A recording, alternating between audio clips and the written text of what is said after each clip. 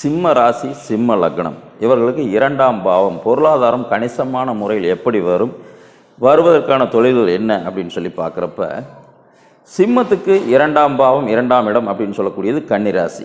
கன்னி காலச்சக்கரத்துக்கு 6வது வீடாகவும் 6வது ராசியாக வரனால 6 அப்படிங்கிறது சிம்மத்துக்கு 2, அதுக்கு 6ஆக வரனால 6 அப்படிங்கிறது பார்த்திங்கன்னா மருத்துவம் சம்மந்தப்பட்ட வேலைகள் தொழில்கள், அதே மாதிரி வழக்கறிஞர்கள் வக்கீல்கள் இது சம்மந்தப்பட்டவைகள், அதுக்கடுத்து உணவு சார்ந்தவைகள் உணவு சம்மந்தப்பட்டவைகள், இதன் வழிகளில் பொருளாதாரம் இவருக்கு சுலபமாக வரக்கூடிய ஒரு அமைப்பு இருக்கும்.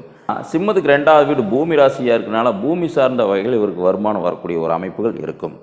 சிம்மத்துக்கு 2வது வீடு அப்படிங்கிறது இயக்கங்களில் உபய இயக்கங்களை வச்சுருக்கிறதுனால பொருளாதாரம் அப்படிங்கிறது எப்பவுமே சிம்மத்துக்கு ஏற்றம் இறக்கமாகவே இருக்கக்கூடிய ஒரு அமைப்பு இருக்கும்.